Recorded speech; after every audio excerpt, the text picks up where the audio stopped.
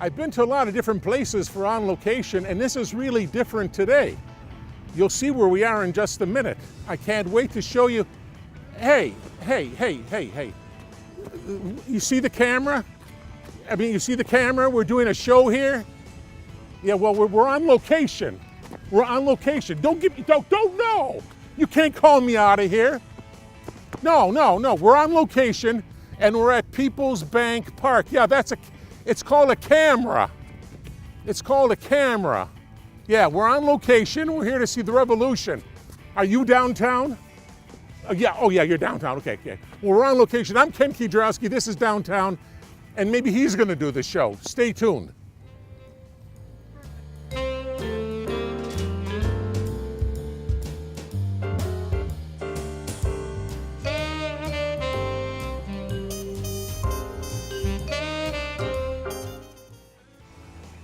Well, thanks for joining us here on Location, and I'm Ken Kidrowski, and look where I am. You know, we promised you that we're going to be on location at various locations, so would I lie to you, my audience out there, for heaven's sakes? Don't tell the folks at Armstrong, but this is one of those shows that I would do for free. So I'm just putting that out. I just want you to know this is a thrill. And where we are, well, I already told you where we are. We're in York, Pennsylvania, and I'm sitting next to John Gibson here. John, hello, Ken. Thanks so much. And your official title is General Manager? You got it. The General Manager of the York Revolution, not to be confused with other revolutions, but the York Revolution. And John, how long have you been in baseball? This will be my 18th season, Ken. 18? That's right, and 13 of them here in York. And before that, were you always in a quote-unquote minor leagues? Correct, yes. I was with the Somerset Patriots, who are a team in the Atlantic League that we compete in for 3 years. And before that, I started my career in the lovely city of Brockton, Massachusetts, which is about a half an hour south of Boston. Startup team there called the Brockton Rocks.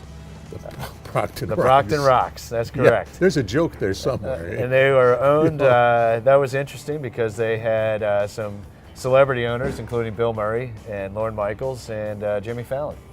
And did they come? Were they at the seventh inning stretch and doing things? Opening night ever. In 2002, we were rained out, of course. Yeah.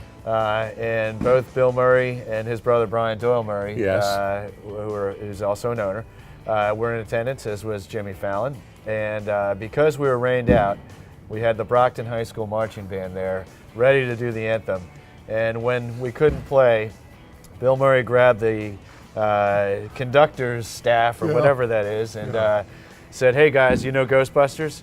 Great, follow me." And he marched the band through the crowd, waiting underneath the concourse, playing Ghostbusters, and everybody went crazy.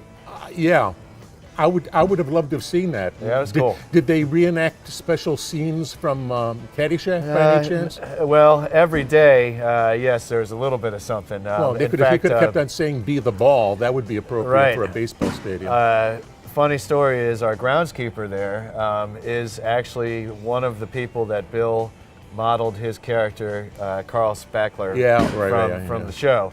And Tommy Hassett, I love Tommy, and I'm sure he's going to be tuning in later, but he's a great guy, and had a relationship with both Brian Doyle and Bill Murray throughout the years, and he still keeps in touch. Well, you know, we could talk about this all during the program here, yes. But to get to specific things, so when did you arrive in beautiful downtown York? It was October 2006. I was the third employee here after the general manager and the assistant general manager, and initially I was here to sell. So I was in corporate sales, selling some of the advertisements that you see behind us, selling tickets, hospitality events, things like that. Mm-hmm. And then after, I think it was 5 years, I became the assistant general manager and transitioned more into the non-sales roles. Mm-hmm. So the operations of running the building, our ticketing operations, marketing, the team, all that fun stuff, that's what I more spend my time on now. So since I don't work for ESPN and all the rest of what I know I've learned on Masson, right? What does a baseball general manager do? Well, a lot of people have the conception or preconception that of what they see in the majors. So, your Theo Epsteins and Dan Duquette and people like that, at the major league level, they're really focused on the personnel on the field and your farm system and putting the best baseball team on the field you can at the major league level. In a minor league setting, you're more concerned with the business of filling the stands, your advertising sales, your concession sales, managing your expenses, and trying to bring in as much revenue as possible. So we don't really worry about who's our third baseman because our manager takes care of that. And you really have to worry about what's coming in because you're paying. This is where it's different from other minor league Correct. teams. You guys don't have a sugar daddy in the major leagues paying the freight. Correct. You've got to pay for these guys. Yes, that's the difference between an independent, Yeah. what we're known as an independent team, and an affiliated team. So your affiliated team, you get all that support from that major league organization. Your uniforms, your health insurance, your players' salaries, transportation, all that stuff. Here, we got to do it ourselves. So we have to earn it. Yeah. Wow. I Yeah. mean, that has to be an incredible payroll. I mean, and Well, at this level of the minors, and it's similar to affiliated ball, the players don't make a tremendous amount of money. They're here for an opportunity to get signed by a major league organization. So our salaries are modest. Our salary cap for the team is $55,000 a month, and you spread that out amongst 25 players. all right. Now we also provide them with housing, Yeah. host families. We provide them with a per diem, so they don't have to necessarily spend a whole lot of money. But again, the reason why players are in the independent leagues is so that a major league scout will say, we need to sign this guy and get them back into the affiliated system and hopefully reach the majors. So in 12 years, we've had 10 players who have left York and made their major league debut. Or in some cases, returned to the majors. Last year in particular, we had a left-handed starting pitcher named Ross Detweiler. He pitched for the Washington Nationals for a number of years. And he was signed by Seattle in May and went to AAA Tacoma and made his debut with the Mariners in August of last year. So from York to the majors in one season, it's a testament for the caliber of baseball that we have here. I know. It's and your attendance has it been growing as time goes on here? Not quite, I'll be Yeah. honest with you. In every team, when you start up a team, you'll have what I would call the honeymoon. So when you first start and everybody says, oh, I got to see that stadium and I want to support the community and we're all going to go out with my friends and neighbors. So the first 5 years are typically your most successful. And then after that, you have to work. And you got to really work at those season ticket sales, those group ticket sales, your church, your Boy Scout group, your soccer team, come on out for games. So we're in that mode where we're pretty stable and consistent, but we have to work for it. But this season is your, what are you calling it, the re-grand opening? The grand reopening. Oh, the grand reopening. Correct. Okay. This is the most significant renovations that we've put into the ballpark since we opened. And every year we do a little bit here and there to freshen the look and to provide our fans with another area that they can congregate in. This year in particular, we've spent a significant amount of money on the field behind us. So we've got new Kentucky bluegrass on the infield and on the foul territory, and did a lot to renovate the infield dirt, or skin as we call it, and then did some rehabilitation of our outfield. So the rain last year really did a number on your field, didn't it? The rain was very damaging. We were trying to play a homestand during one particular bad bout of rain in late July, and so the tarp was on for 4 days in a row pretty much. And when you get those hot, humid conditions and a lot of moisture, that's what leads to disease, and we had a lot of it. So we had to do something significant. The bigger improvement, which is right above us here, is the 1741 Club, presented by UPMC. And basically, that is a new skybox club where you can come in for one night with as many people as you want, from 1 person to 10 people to 20 people. You can have a season-long set of undated vouchers. All your food's included, all your beverages included, and it's just a really upscale, great place to watch the game. So, and everything's sponsored, right? Because you said you mentioned the club, and you said sponsored by. Correct. And I'm surprised that the players don't have little logos of sponsors on their uniform. Or is that coming next season? In the past, we have had some of those sponsorship deals, most notably with a somewhat local company, Under Armour, in the very beginning years. Oh yeah, Under Armour. And currently, our newest uniform is with Adidas, and so they're trying to get into baseball, and we have a partnership with them. So, but not to the point where I have to mention them, Ken. Okay. So if it is, he didn't just mention them. So if you heard something, he did not mention them.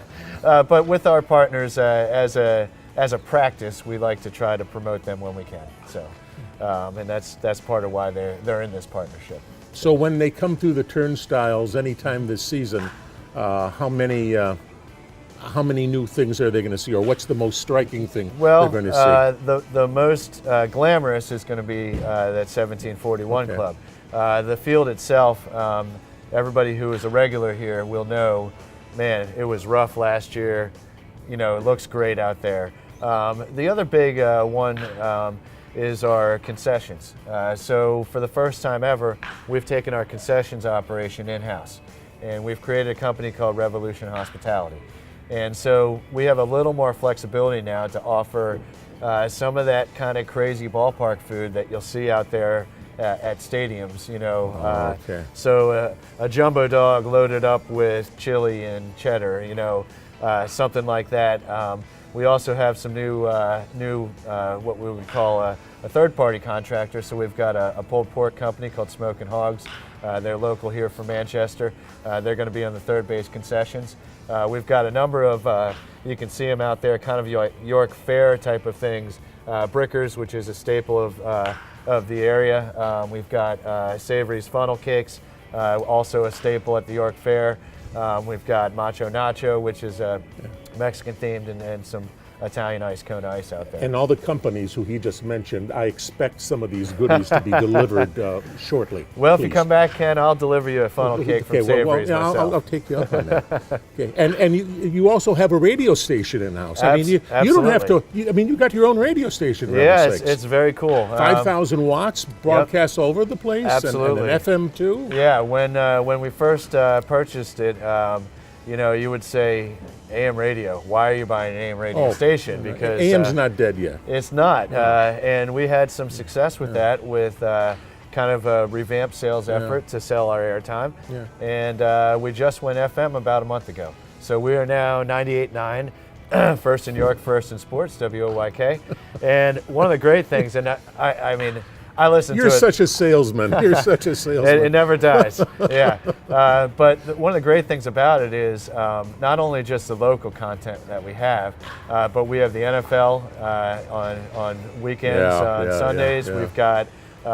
We've got hockey, so we got the Washington Capitals. We've got the Sixers. You've got it all. So we've got a lot of sports content, and then all your daytime talkers. So you've got, you know, Rich Eisen and Dan Patrick and all that stuff. Patrick is amazing, and you've been amazing on here too. Well, thank you very much. I know we Ken, could have talked so much longer, but you know, I've got to find downtown the mascot and some other things going on around here. There's a lot of folks you need to talk to, Ken. And the guys out there. So that's right. Thanks for being with us, John. Thanks a lot, Ken. Take care. You stay tuned. We'll be right back. Thanks, folks.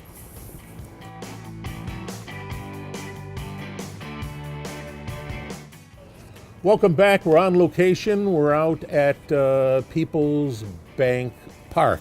Correct. I got that right. Good. I can stay here then, because I almost said People's Bank Stadium, and of course that's not true. Ken Kiedrowski here, and I'm with the world famous Doug Epler right next. I'll talk to you about him. But you see, when I met him, I brought out my business card, and I thought, well, I'm going to give him the business card, but this is just a standard kind of business card. And then this guy hands me, I don't know, we probably can't get a real close-up of this, but you'll see, this is a baseball card. He has a special baseball card that's his business card. What genius. I mean, he's in the baseball business, so of course he has his own baseball card. All right, I'm going to ask Armstrong for me to have a baseball card, and it'll say on the back how long I've done On Location, all the places I've been, how many times I struck out doing the game or doing the show. It'll be amazing. But anyway, Doug, that's enough of that silliness. How long have you been with the Revs? The Revs, I've been here going into my 4th season now. Yeah. And did you have any baseball experience before you joined the Revs? My baseball experience before that was being an Orioles fan and cheering on the teams, and then being that little kid who was shaking in fear in the left field in Little League. But, please don't hit it to me. Please don't hit it to me. That's exactly right. So to be able to say to people, I'm going to lose it in the sun. I'm going to lose it. So I can now say to people, yeah, I'm in professional baseball. That's right. And without any context, I get these looks like, yeah, sure you are. Yeah, you are. And then I flash the famous baseball business card, and they say, oh, now I get it. Just like I tell people, I have my own cable TV show. And they go, that's right. Oh, what, CNN? No. That's right. Armstrong Cable. Oh, that's right. Okay. All right. We got to start somewhere. Well, it's whatever. But it's mine. That's right. And nobody will, it's mine.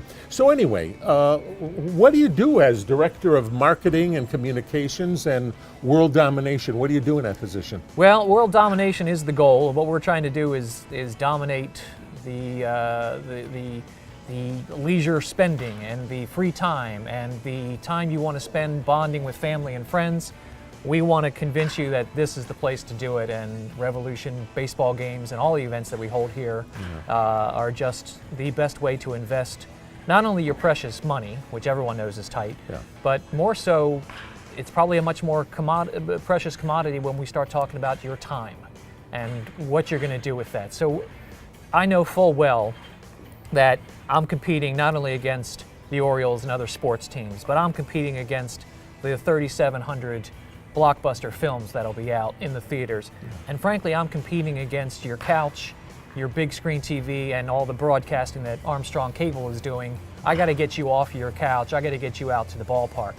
So we're doing that with a great team behind the scenes that puts together some very strong marketing and some big messaging wherever we can, some great partnerships between sponsors, local media outlets, and then we're putting together some wacky theme nights and some funny promotions and those things that say to people, yes, it's a baseball game, but it's a baseball game plus. What are some of the promotions you run?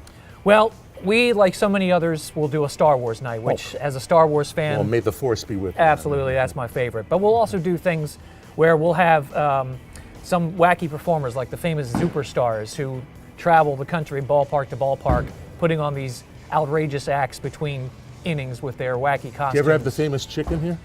We have. I believe the chicken was here many years before me. We have had the Philly Fanatic come out. He's just genius. All those guys.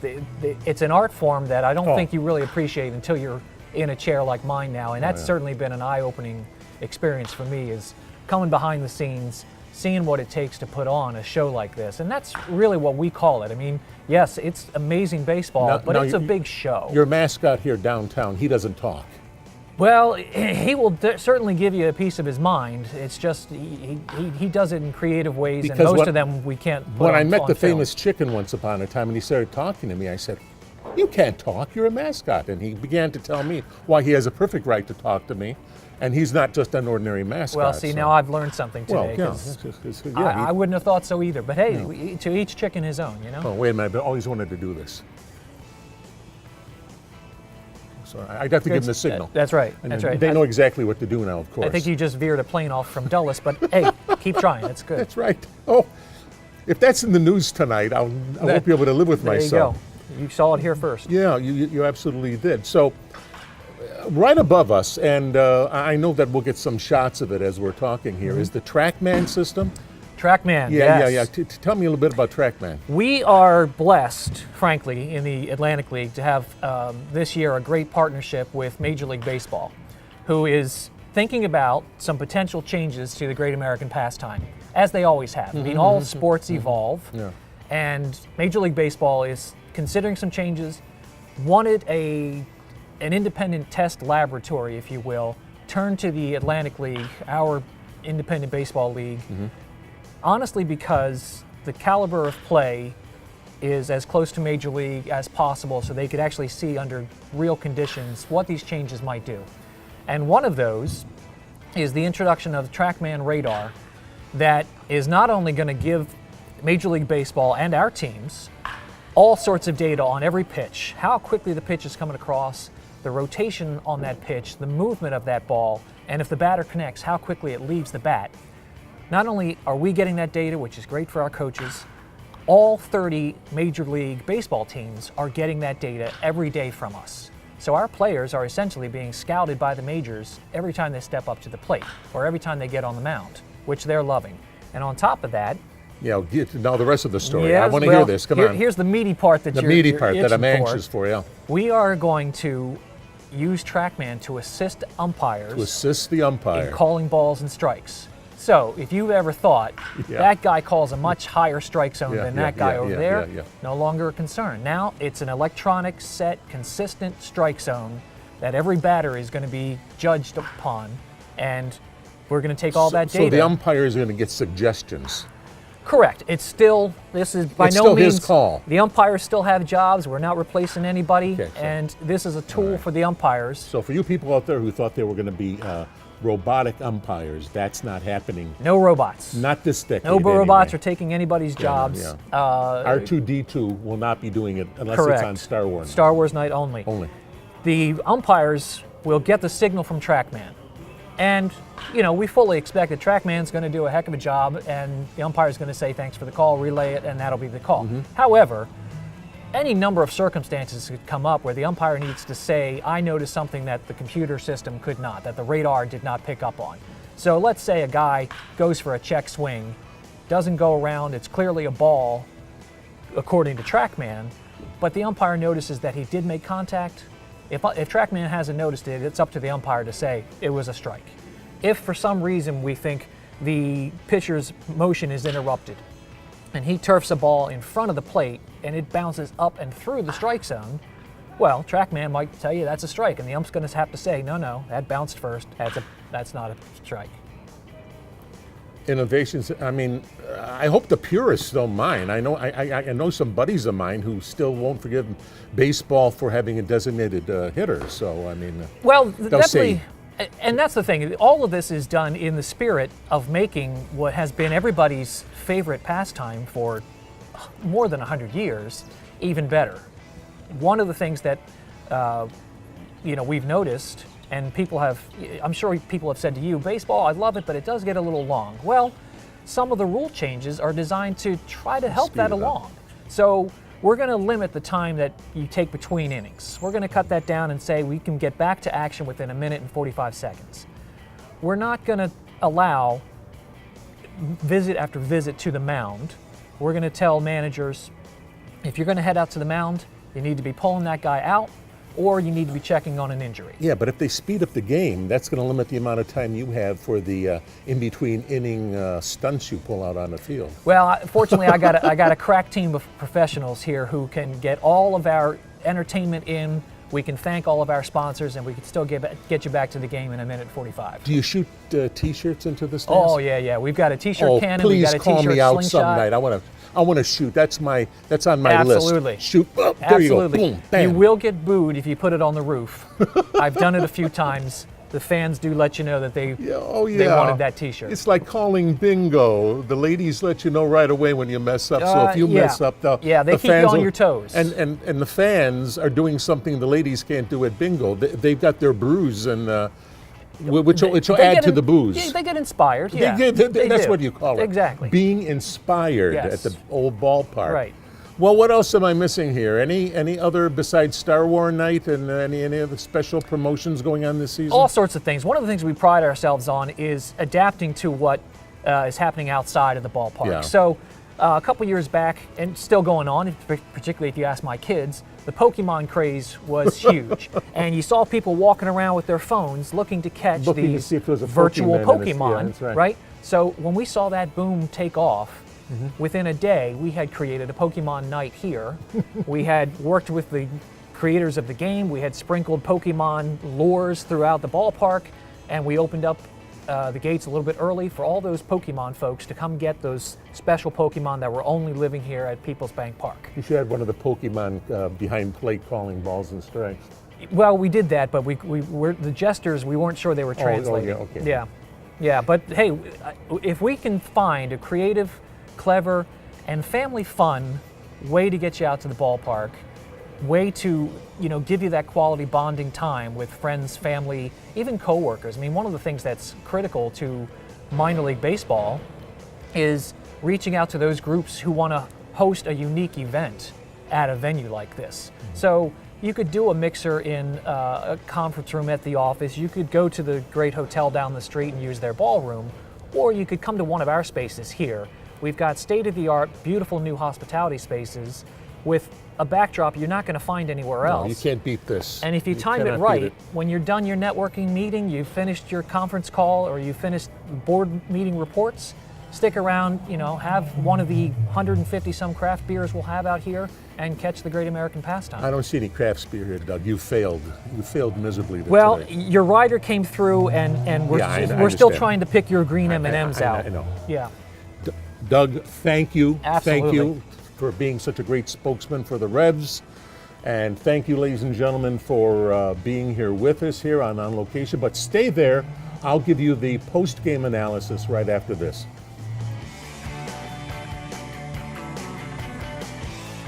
Well, sports fans, here's the post-game analysis. We've been here at People's Bank Park talking to John Gibson, Doug Epler, about everything about the Revolutions. We've learned who's on first.